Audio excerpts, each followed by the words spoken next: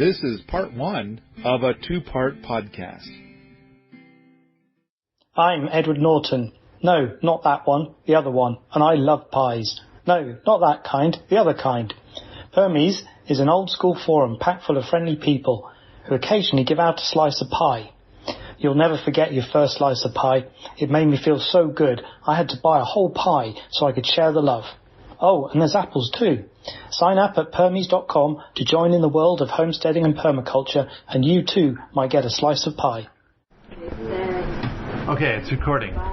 So I think the first thing to do is to say, we got a hard frost, but it's been I think I've been asked 4 times already this morning about frost. And so then it's like, okay, let's convey that. We're really going to talk about Hawaii here in a second, where I don't think it ever frosts in Hawaii, does it?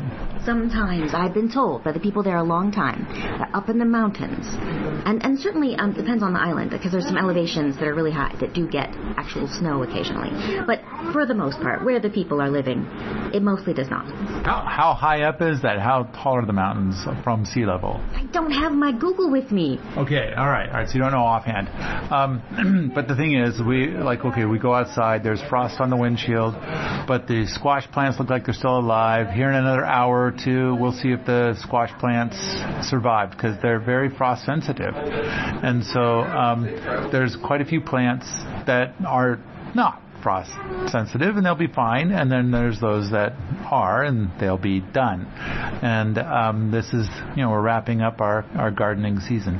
But okay, and so the thing I keep saying is we'll see. So there's a hard frost, and part of it is that there is a theory about how cold air works. That cold air falls in rivers from the sky, but if you've got a piece that is a little bit warmer and that flows up a bit, the cold air coming down tends to dodge those.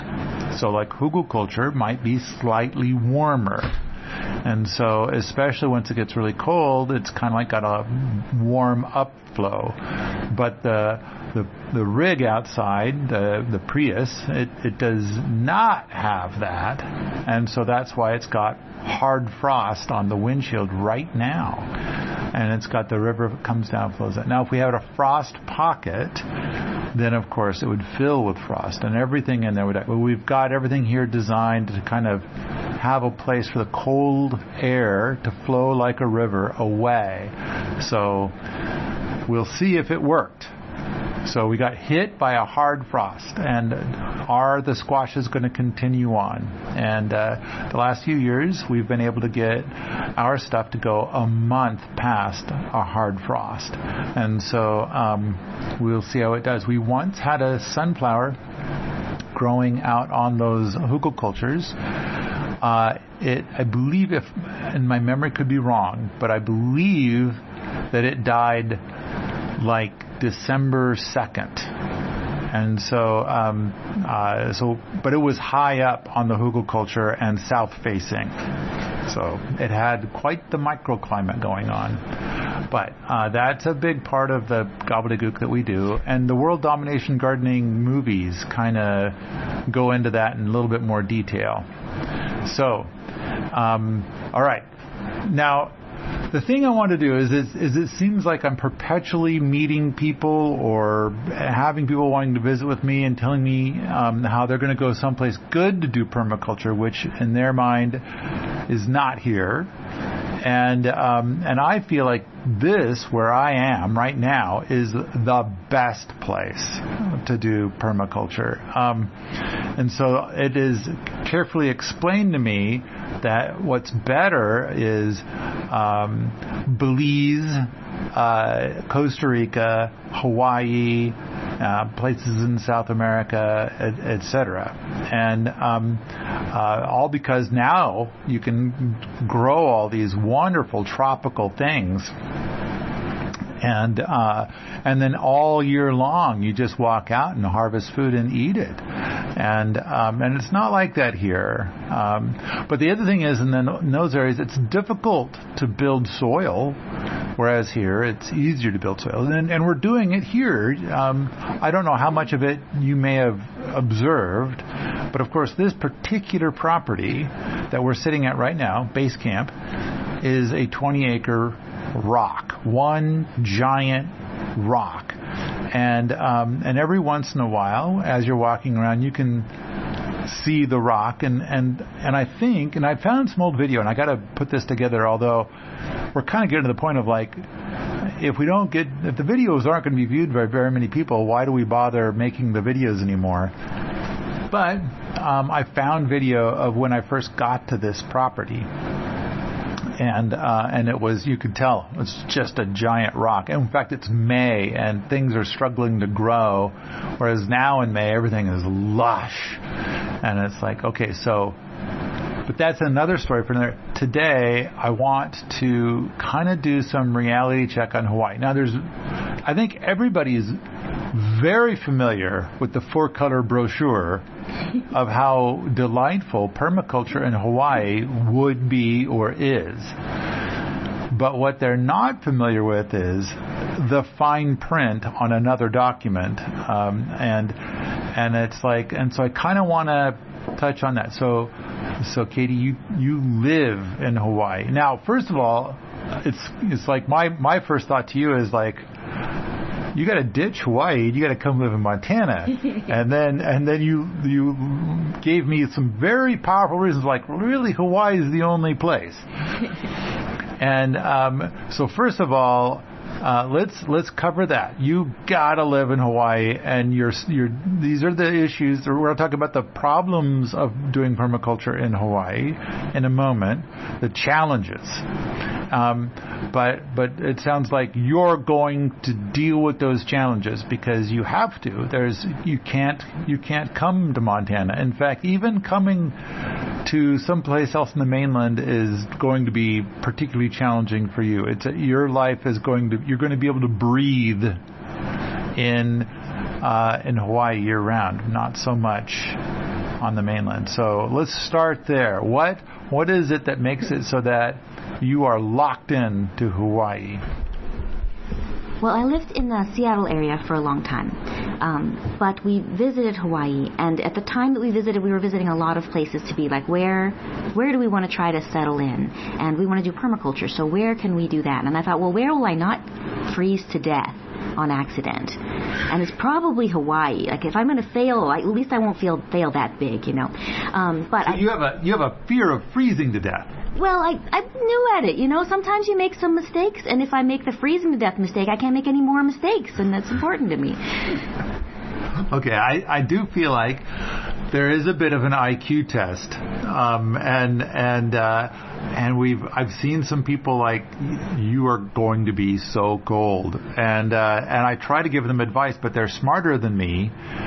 And then they come back really, really cold because nature did not comply with their wisdom. And it's kind of like, okay, so we tell people layers, and some people listen to the suggestions we make, and we got do layers, we have overboots, good mittens, a hat helps a lot. You don't have to do a hat, because some people it's like, that'll thwart my fashion attempt, and it's like, okay, there's ways, and I think it's not, but it does seem like there are some people where they're in a cold climate and they can't even get from a building to their vehicle, like 30 steps. They can't make it, and it's like, I don't know. I kind of feel like there's something to be said for being able to be outside for 8 hours and be perfectly comfortable. It's not that difficult, and but I kind of feel like I don't know, it thins the herd, as there are people that are not up to this challenge, and it sounds like you're saying, I'm not even going to try. I'm going to solve this problem by never being there when it's cold. Well, I do love the snow, and I grew up in a place where there was snow in the winter, and so I spent hours and hours out in the cold.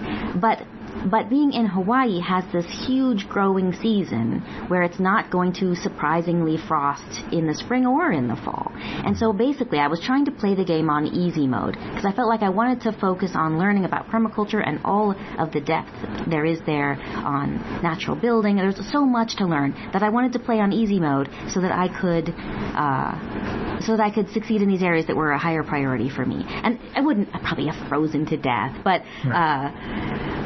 it removed some of the challenges to have a growing season that was all year long.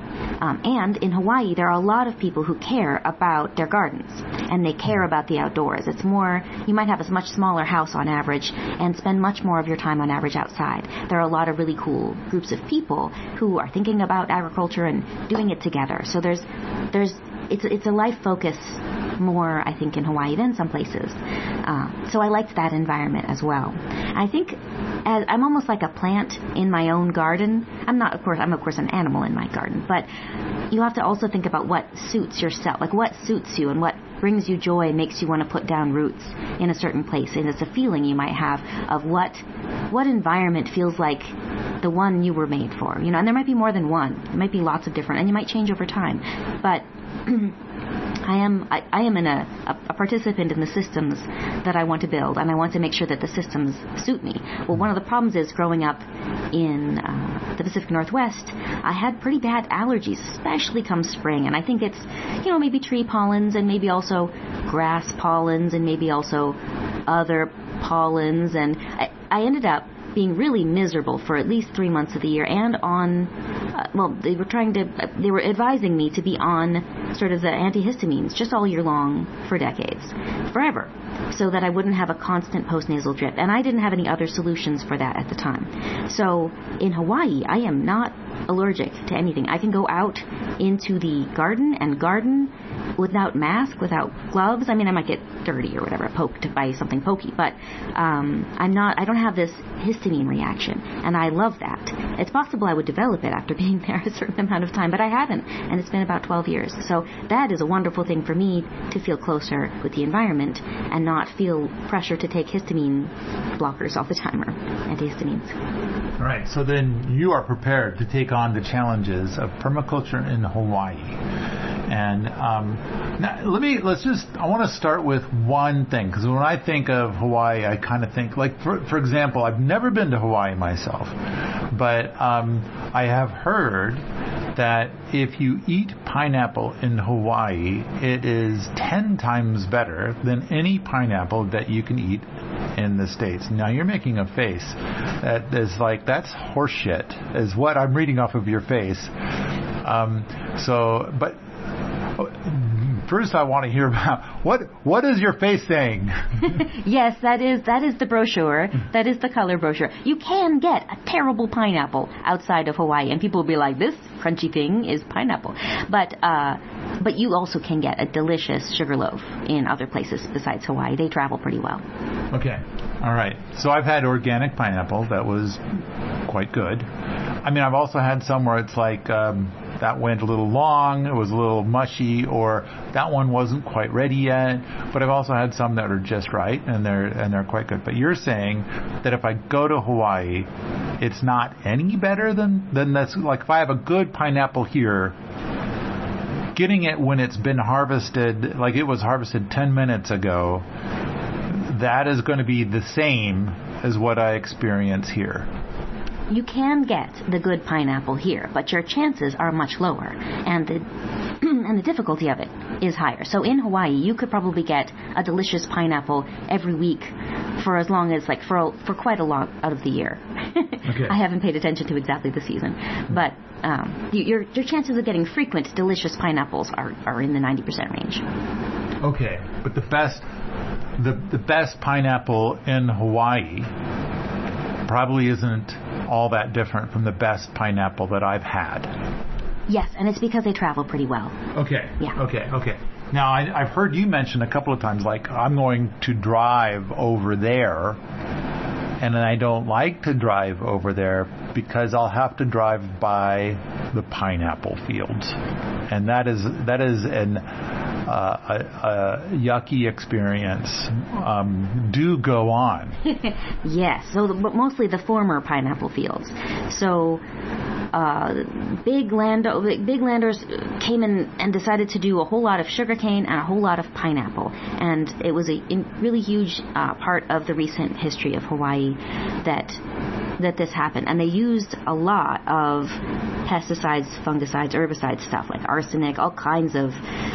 I have to look up exactly, but it's terrible. And not only that, they bulldoze big flat areas of the soil. So you see these big piles of rocks and then these big flat, giant areas where there have been monocultures. And they really wrecked the soil. You can see this. You might go to Hawaii and see, look, the beautiful red soil, and then the green lush bushes, and then the blue sky and the blue ocean. It's like, it makes a pretty picture, but that soil is red because that is the iron, because there is no soil left in the soil. It is just red, iron-filled dirt. And it's very compacted in a lot of places, and it's very hard to grow anything in. Now, the soil can be good, but they very quickly reduced it to not good. Additionally, the seed companies, like Monsanto previously, have big areas of Hawaii that they rent from the state. And they probably will never clean up the messes that they make in these giant areas, just hundreds of acres, that are still being poisoned, and that they don't really have much accountability for. So there is a poison history of Hawaii that is very tragic and sad. They also tested, I don't think it was Agent Orange, but some of the agents besides Orange, maybe Orange, on parts of Kauai and other places in the islands when they were doing the Vietnam stuff. They're like, we want to test it here, and then we'll go spray it on Vietnam too. And so there's areas where they have sprayed there, that contaminated areas where rumors that they dumped barrels of the stuff, like we don't need this anymore, let's just dump it in the river or over this cliff. And so there's some history there. Now, hopefully things can get cleaned up and remediated. In fact, if you drive through Maui, if you're visiting Maui, the lower area near Kahului, a few years ago was much worse than it is now, because it was these former sugarcane pineapple, and it was just empty and hot and windswept, and the trees that had been planted along the road, the old trees, were dying because the water table is messed up. And somebody has, I think they must be rented, they must have leased them from the owners, and they planted rows after rows after rows of monoculture trees, but lemons and oranges and limes and all these kinds of trees, and they're irrigating them and they're getting them to grow. And I'm so happy to see that kind of progress, because although those are planted in truly terrible conditions, I feel like it's the first step to healing, is getting tree kind of plants into that soil. And any way that happens makes me so much happier than having it just sit there continuing to be windswept. Okay, so with the pineapple stuff, there's a list of things, because the plant grows for 2 years. Yeah. And while the plant is in many ways armored, it is still susceptible to a lot of stuff. And on top of that, they want to try to grow a big pineapple in order to have a big crop. But it takes 2 years to grow, and that's, during that 2 years, there's so much that can happen. And it sounds like not only are there a lot of challenges where it could be, like in a permaculture fashion, all of those challenges can be overcome in a permaculture way with a garden. But once you're like, I've got, an acre of just monocrop pineapple, then you're kind of going to take on all those challenges, and it's too much to do in a permaculture way, is my guess. You're nodding. She's nodding. She's nodding, people. Pod people, she's nodding. Yeah, you can see me. I'm sure you can see me now.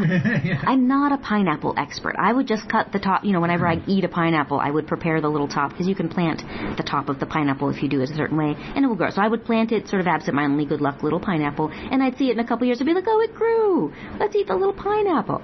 So that's what I would do. But I knew people who would grow, and they were like, maybe I can grow them for the farmer's market. But because land is so expensive, and the economic problems of Hawaii are really important to understand if you're considering Hawaii, because they're a big problem. But land is so expensive that the real estate you need for growing pineapple in a large amount. That would be challenging to make money on. The key is the pineapple fields, the conventional pineapple fields, when you drive by them, they smell so bad. They stink. They are horrid. Oh, no, I mean, there's still, I think on Maui, there's still a place they're growing the pineapples, but the pineapples and the sugarcane are more of a historical situation generally. Okay. Because as soon as Hawaii became a state, they were subject to minimum wage laws. And a lot of the sugarcane and pineapple production went elsewhere. That's my understanding of it. Okay. All right. Number one, I'm gonna pretend a thing, and then you tell me how close my pretending is to reality.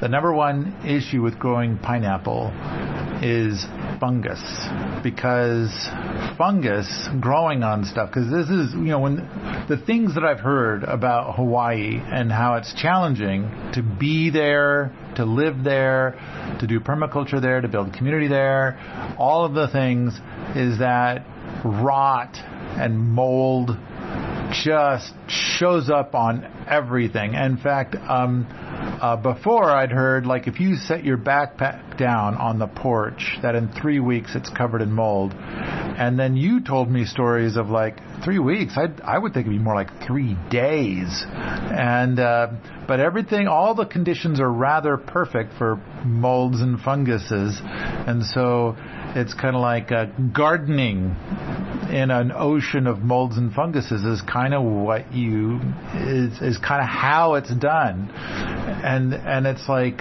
so when we kind of go over the list of the challenges of horticulture, of permaculture gardening, or just permaculture, all the little aspects of permaculture in Hawaii, that's a fair place to start, the buffet of molds and funguses. Yes, the humidity is high, and oftentimes the rain is also high, and those together make it a very welcoming place for molds and funguses. So the Hawaiian Islands were mostly made by a volcano moving along the ocean and spewing up beautiful islands, sort of, as it went along. And that means that they're sort of semi-conical, most of them. And that means when the ocean makes all these clouds, and the clouds are blowing across the ocean, they bump into these islands. Now, to get over the bump, they have to let go of some of their heavy water they're holding. So most of the islands have a wet side where the clouds are letting go of all this water, and the dry side when they've already gotten over the top of the mountain, and now they're light as a feather and they don't need to rain so much. So most islands have a wet side and a dry side, and on the dry side it will be less humid. If you imagine sort of the lush rainforesty jungles, those are probably the wet sides of the island that you're on. But the dry sides will have cactuses and things like that. But at the same time, the humidity level, even over in cactus area, will be much higher than you would get in a lot of places in the world. Certainly much higher than here in Montana. So you're still going to deal with a lot of fungusy kind of situations. And you have to really plan ahead for that. I was trying to grow sort of different kinds of squashes, like zucchini squashes or acorn squashes and stuff, because a lot of things will grow in Hawaii, like asparagus will grow. A lot of stuff you think of, that's cold weather, will also grow in Hawaii in a lot of places. But so I was growing great. I had this good vine. I was hoping for fruit. And then we got 3 straight days of rain. It was inches per day for 3 days. And I went out there, and some of the vines were so gone from the fungus that you couldn't tell they had ever been there. They were completely dissolved and gone in 3 days. And they didn't have enough airflow, and I didn't hill them up enough. I was just trying different things in different places. But it was amazing to see how quickly things can get decomposed. That happens very quick. Hey, this is T. Blankenship. Have you seen the new video of Wheaton Labs? It is permaculture awesomeness with all new and improved things like more rocket mass heaters, easy bake coffin, Willy Wonka, rocket cooktop 2.0, and the truly passive greenhouse. To see more, go to permies.com/tour. Again, that is permies.com/tour. All right. I think, so yeah, rot is a huge one.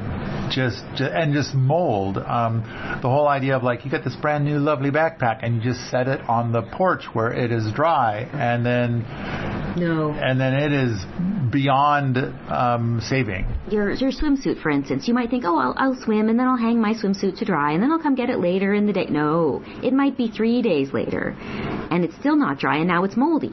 So there might be ways to do it. You might be able to find a specifically sunny spot or a specifically windy spot or create an environment where that could actually dry. But it's surprising how quickly things will mold. Shoes in the closet might mold right away. Some people in Hawaii just keep their house air conditioned all the time and because of mold, or they'll keep a light bulb going, an incandescent light bulb in their closet all the time because they want to keep a certain amount, like it's slightly dehumidifying, or they'll just keep dehumidifiers on all the time because you'll lose things to mold. And even if it's not mold, like if you open up a book, your random library book, it will smell quite musty because it's just going to live a life that's going to make it musty for the most part. Now, I've seen people with 100-year-old books on the dry side of the island that are okay. They're a little musty, but they're fine. But then on the wet side, you can't really probably keep it from molding. You're going to have to wipe that book cover off of mold every few months, maybe. Wow. Okay.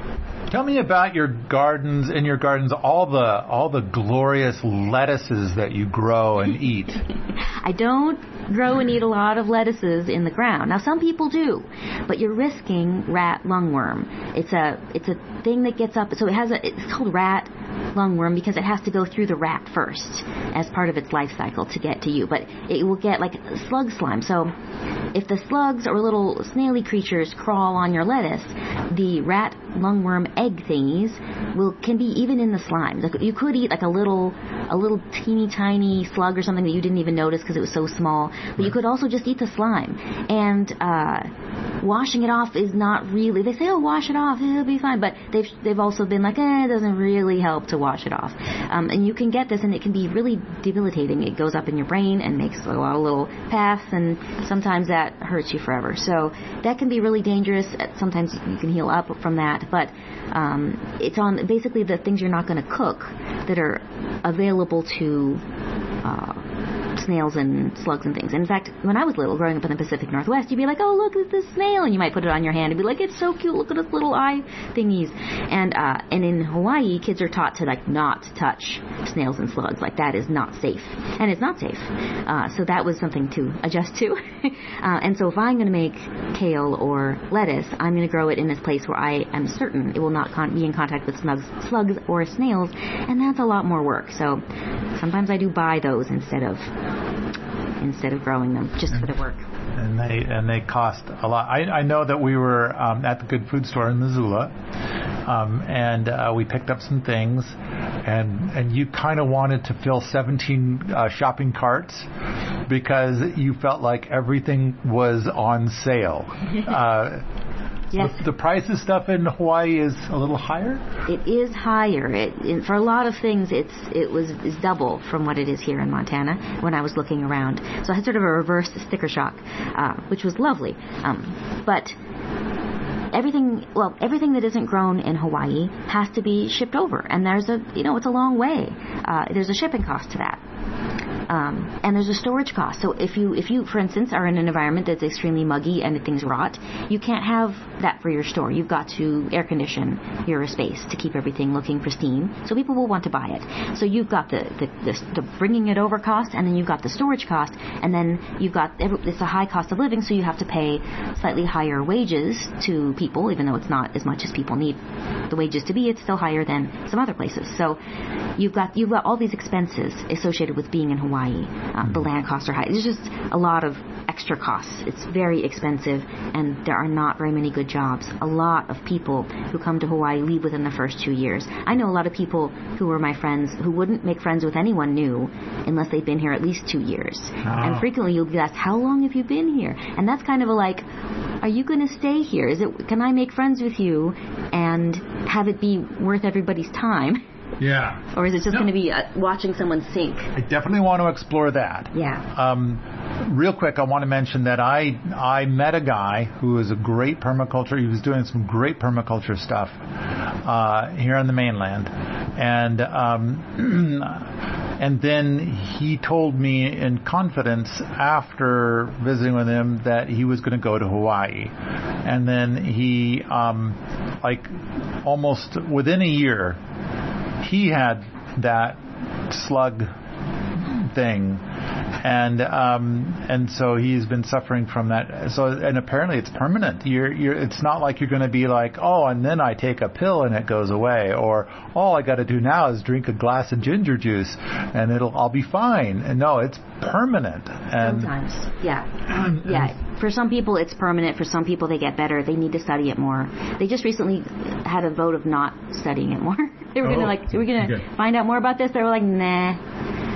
So there's that. So it's apparently, basically what it boils down to is a general rule of thumb is don't eat any kind of lettuce or leafy thing that was grown in Hawaii. Generally, that's the thing. Now, granted, you could pull it off. There's ways, but for the most part, don't. And then the next thing is if you're gonna probably buy it from them. It was imported from the mainland, and it's like they are working their butts off to do things to keep it from molding and rotting between the time that it was harvested, transported, stored, and then presented to you at the grocery store. Then if you buy it at the grocery store, you might watch it decay at the checkout. So you better be eating it while standing in line, kind of a thing. It'll last that long. It'll be okay to buy it. Yeah, you've got a day.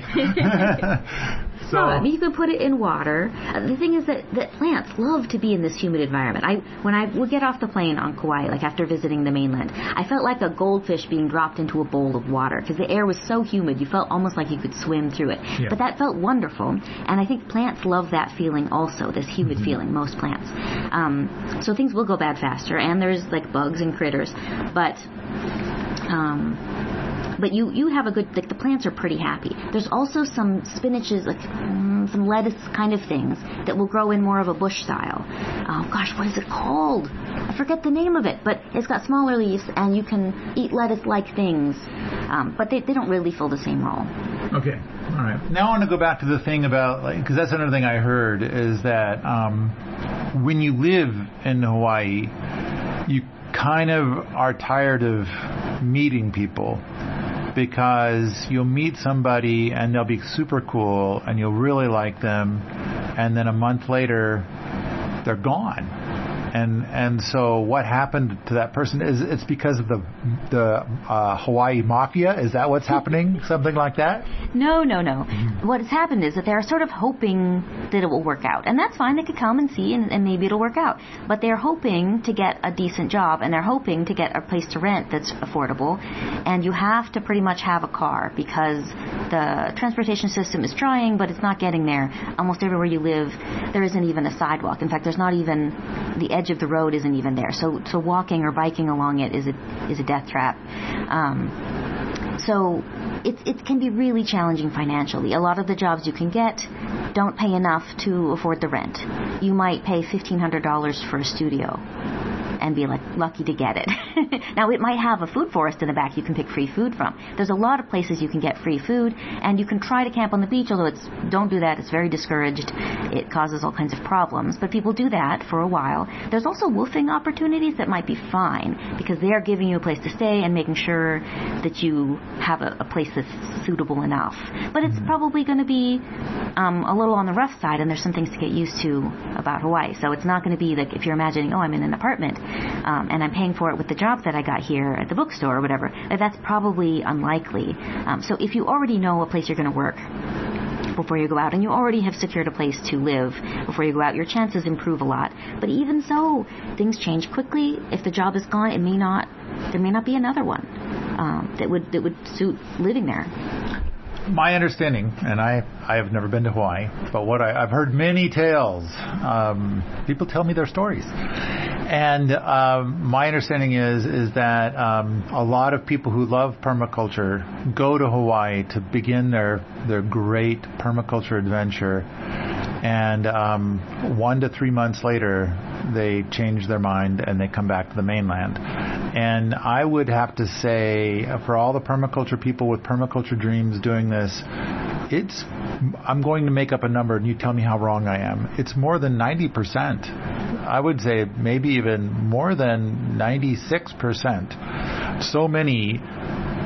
It's 1 to 3 months. Within 1 to 3 months, and they arrive like, this is where I'm going to live forever, and then 2 months later, poof, they're gone.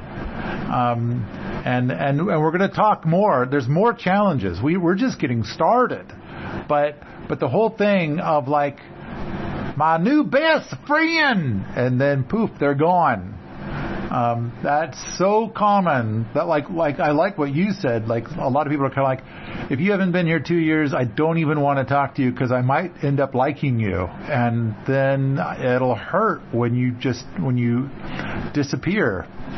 So I'm saying 96%, but it might even be more closer to 99. What number would you choose as a person who lives there? I'm going to guess that the 3 months turnaround time is like a chunk of people. But I would say the 1 year might be in the 90s and the 2 year might be in the 95. And I think in the first 3 months you're going to be like, oh, there's ants on everything, and the roaches are huge, and the critters, the mice and rats. You really have to know what you're doing to keep them out of your stuff. And then you learn how to do all that stuff. But you might be, in the first 3 months, you might be, I'm out of it. I'm out of here. Like, this is too much. This is not what I want. This was not in the 4-color brochure. No. In fact, the people at the hotels work really hard to make sure that you don't see that part of Hawaii. Let's talk about the ants, because that's one I've heard many, many, many times. Like, it's just the ants alone, for most permaculture people, that's too much. I'm out. They're the smallest ants I've ever seen are called ghost ants, and they're almost translucent. You can see one part of their segment, and that's it. And they're so tiny. You learn about how you got to put everything in really like good sealing jars and things. You can't, because of the humidity. If you leave your potato chip bag open for 10 minutes, they're like horrible. And I've learned that you can actually reconstitute them by dehydrating them in your oven. It also works with cereal and crackers and other things. But if you leave it open, if you got like 10 minutes, you're closing everything up. But if you just fold it over and close it and leave it there, the next day when you take the chip out, it's covered in ants. So you can't. You have solutions. You eat it up, or you put it in a jar, and they'll get in your bed, and they'll get in your stuff, and you eventually try to work with that ecosystem, or you poison the crap out of everything. So there's different methods of dealing with it that people use. But you can. They are also an effective cleanup crew. If you have a toddler, for instance, that leave crumbs everywhere, in the morning the ants will have cleaned up the crumbs. So what I ended up doing is figuring out which ants I wanted and like exterminating the other ants. And so I would end up with a pretty good ant, because some ants, when you squish them, they leave the most terrible smell and taste. And if you like squish them accidentally and then eat a cracker, you get that taste it's horrible in your mouth. It's just terrible. Speaking of terrible smell and taste. Oh. You guys made, I know that the Boots yesterday made bone sauce. Oh, yes. And they popped it open, and they kind of did a little bit of a smell test. And they're putting it away because they made it. Now they put it away, and they're going to go and apply it to some of the baby trees. But you got to have a whiff of it. It is horrible. Stinky. It kind of smelled like a rat nest that had been like not discovered for a long time after the rats died, except they died in a barbecue.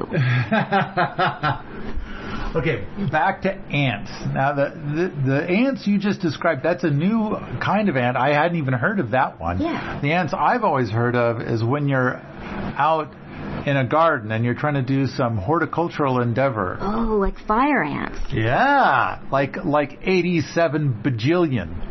Yeah, that's bad if the fire ants live near you. You don't want that. Different places have more fire ants than other ants, or than other places. And they are trying really hard to be like, let's get these fire ants out of here, because that is bad business. I was lucky to not have any on the properties I've been on.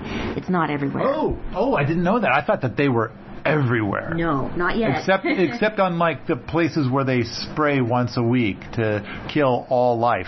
There are so many kinds of ants. There's got to be, I don't know how many ants. There's probably 100 kind of ants. Yeah. Big and little.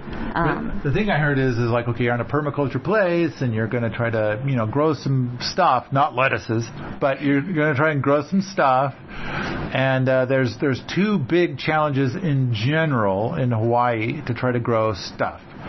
And one of them is the ants, because as you go out and start doing your thing, the ants come and basically tell you to not be there anymore. They have ways of suggesting that they don't want you there.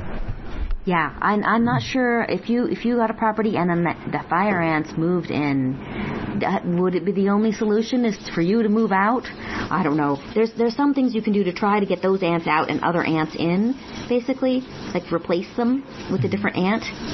But I never had to do that. I'm glad about that. But they definitely have them. You could find them if you put your bag down at the beach near the wrong tree.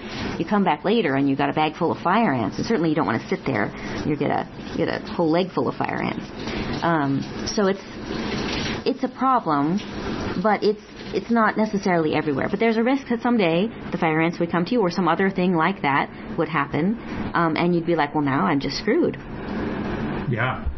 And I've heard people are like, I've heard from many people that left Hawaii that the number one reason was those ants, was the fire ants. Yeah. Specifically, it's like I went there to do these beautiful forest gardens and things, and it's like you're out there for 15 minutes and you're just fighting the ants, and you're racing back inside just to get away from the ants because they just are so overwhelming. And so Katie's nodding her head like, yep, that's how it is. That. Yeah, I can imagine having that problem at the place that you're at. There's too many ants and you just can't deal with it because it's overrun with ants, and it's more than can be accounted for.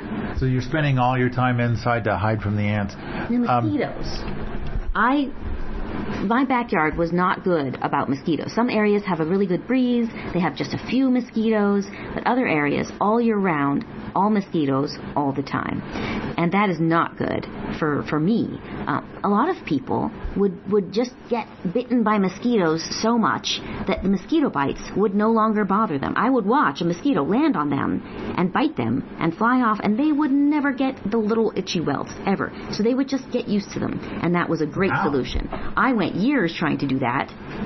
My body did not go along with that. I guess I have the kind of body that will not go along with that, because I would always get the itch, and it would turn into problems for me. So I spent a lot of time being really careful about the mosquitoes, which is to wear a lot of stuff over my skin when I'm in the very mosquito-y areas. And then there were some natural mosquito sprays, but that's not ideal. Like you're using a lot of lemongrass and neem, and not neem. The other one. Sorry, I'm forgetting the name of it. This stuff, goo, mosquito pucky, different kinds, all the different flavors. There's different strategies. There's different ways. Yeah. But, okay, mosquitoes up there with the ants. The next one I want to touch on, and I'm just doing this from memory. I usually keep a list, but I'm just doing this from memory. The next one is you found a beautiful tree at the nursery, and you bought it, and you're taking it home, and you're going to go and plant this tree. And my understanding is on 7% of Hawaii, it'll go as you think it will go. For the other 93% of Hawaii, how does it go?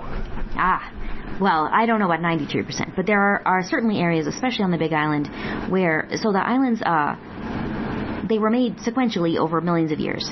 So the older islands are old. Like Hawaii is an older island. It has broken down soil stuff on it, which is there. You plant the tree and it kind of goes the way you think it's going to go. Yeah, it's called the Garden Island for that reason. But as you get to the other directions, one of the biggest island is the Big Island, the island of Hawaii, and it is more rocky because it was much more recently made. So a lot of times people there have to blast a hole in the ground to plant the tree. Otherwise, they can't go down to get it. It's like a big rock, big volcanic rock. The way I've heard it described is you get your shovel out there and it's like, I'm going to plant it right here, and then you put the shovel in and it goes pang, and how deep after an hour of work, how deep of a hole did you make? Quarter of an inch maybe, chipping away at the rock. And it's like, how's all this other stuff growing? And it is very frustrating. Now, of course, I live on a big rock, but I have other solutions that I've done, and that's another podcast for another day. We're talking about Hawaii, the challenges of Hawaii. So yeah, there are places where there is soil. and there are, but there's a lot more places where there is not, and they have to do a thing of some kind, some sort of cheat, to get things to grow there. Now, of course, we were talking earlier about the pineapples and the sugar canes and some other stuff. I mean, clearly they're doing stuff. I mean, there was a bunch of jungle and they cut it all down and then they grew their monocrops there, and so, which is kind of like most of the United States does that as well. So there was something there that they could work with, but maybe all that organic matter is gone now, and now it's back to rock. All right. The thing I'm trying to say is when people go there, they're like, I'm going to make this food jungle, and it's going to be all permaculture and delightful and wonderful, and I'm going to live off this food all year, and things go sideways. I think part of the problem is people will take. Hawaii is like 100 different places all in one place. Economically, socially, geography-wise, sort of climate pocket, microclimate-wise. There's a lot of different places all together, all next to each other, neighbors in Hawaii. And they take the best parts of each of them and glom them together and imagine they will get that. So there are wonderful jungly places with good soil, and you can make a permaculture forest really, really well. But there are other places, and those are the cheaper places, and that's the reason they're cheaper, is that they are just rock, or they're right in the lava flow, or like there's something about them that's making them not very workable, and that is why they're so cheap. And when they look at the cheap place, they're like, for this cheap thing, I will get this amazing deep soil with the jungly bits in it. And I should say that before it was these monocultures of pineapple and sugarcane, it was not jungle. It was cared for by the Hawaiian people, who did amazing jobs making wonderful systems that I very much wish were still in place, because they were really cool. So it was they cleared something even better than jungle. They cleared really cool, probably permaculture things to make these. Ooh, ouch. Yeah. Ouch. Okay. This podcast is continued in part 2. Hi, this is Mark. Sometimes talking to a friend or family member about permaculture can be met with a blank stare if it's all new to them. A great way to explain some of it can be over a card game using permaculture playing cards, which each have interesting facts with quality illustrations and descriptions. A wide range of people, places, and things, all related to permaculture, can be found on the permaculture playing cards at richsoil.com/cards.